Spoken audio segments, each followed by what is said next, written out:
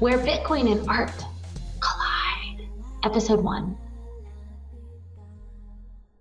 Episode 1. How did Star Wars stuff start out?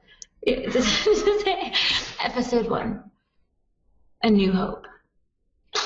Is that all it says? And then it has the train. It has the background. Has the flowing. Let's do it this way. Episode 1, where Bitcoin and art collide. Article 1, CoinDesk. Dutch artist earns 10,000 euros in Bitcoin during Bitcoin 2014 Amsterdam conference. The large painting, entitled Collaboration, explores the relationship between people and finance. In the words of the artist, banks are not to be trusted.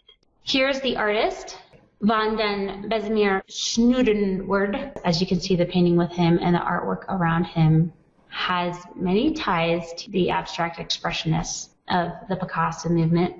In other news, awesome artists dominating the Bitcoin field are Tenshi, who is often featured on the Bitcoin magazine. I'm sure you've noticed because they're always epic and they're always awesome. And I always sit there being like, who is this? And now I know. It's Tenshi. Wrapping aquatic pyramids. Let's start on your left. Wrapping. Bitcoiners wrapping the Bitcoin bee everywhere. And I like that it's the new Bitcoin bee. It's the new bee? It's the new bee. Says who? It's the new bee. That's funny.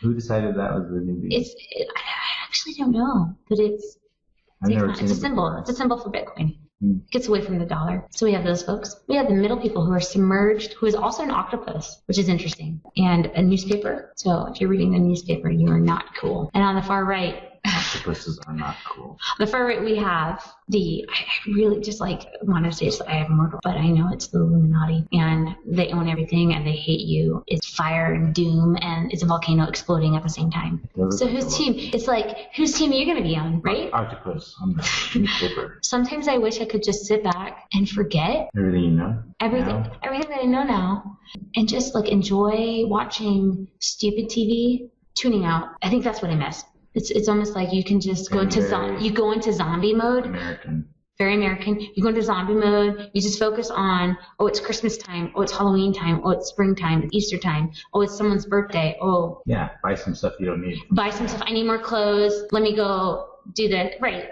So I miss that, being submerged. That's I think a good description of it. Submerged in all of this. Reading the paper, and you're just in your own world, completely unattached. And now it's kind of like, if you're not doing, then you're hurting everybody around you because you have the knowledge. Everybody has something to add. Everybody does have something to add, and that's kind of what's important about art and Bitcoin, is because Bitcoin is a huge tool for artists, all artists, no matter what your medium is. Bitcoin tip number 2. Which shows the artist, yes, oh, he's so happy he's receiving tips. But then at the same time, he's like, oh, do you see the ... What? You got to pay, pal. Because... no free performances. Well, not just that, but the middleman is going to stop this awesome transaction between the people and the artist. He wants his money. This is for Bitcoin magazine. And it's addressing social tipping. How do we embrace the technology and how do we use it to better ourselves?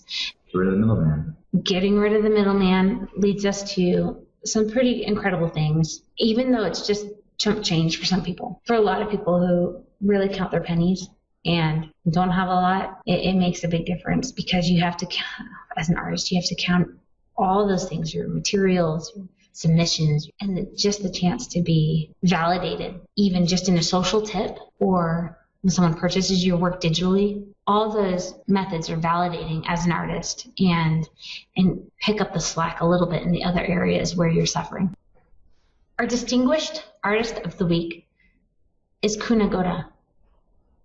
German artist Kunagota, who created 200 Bitcoins, says that as a lifelong fan of Andy Warhol, I knew that he connected money and art in his 1962 dollar bill series, which featured 201 dollar bills. I thought Bitcoin deserves the same, and so I created 200 Bitcoins. I think Warhol once said that one should rather frame and hang the money itself on the wall than buying art with it. I always liked that way of thinking. So this is the 201 dollar bills by Andy Warhol, which many people don't understand why that is art. And it's art because it is a parody of the commodification of art. Andy Warhol also said, art is what you can get away with.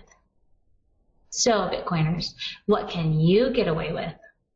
Well, this one got away with graffiti.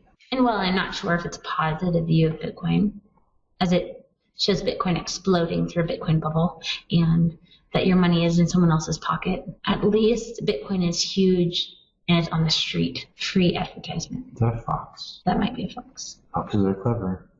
That is true. For the World Crypto Network cosplay contest that is going on right now, Bitcoin and cosplay and art. It's like, did you know that cosplayers like make their own, they make their own costume for the most part, not me. I buy mine because I cannot sew worth crap. So I buy my cat suit and a garter because that's not really even an outfit, but it's going to be for me. But other cosplayers, they actually like sculpt swords and do epic. They're so epic. Go check out worldcryptonetwork.com, their website, look at the voting, and check them out. Maybe if you see someone that is awesome, which you probably will, send them a small, very small micropayment because you can do that because you're a Bitcoiner and you're savvy and you know how to do that. Do it. Go be free and tweet at me. Bye-bye.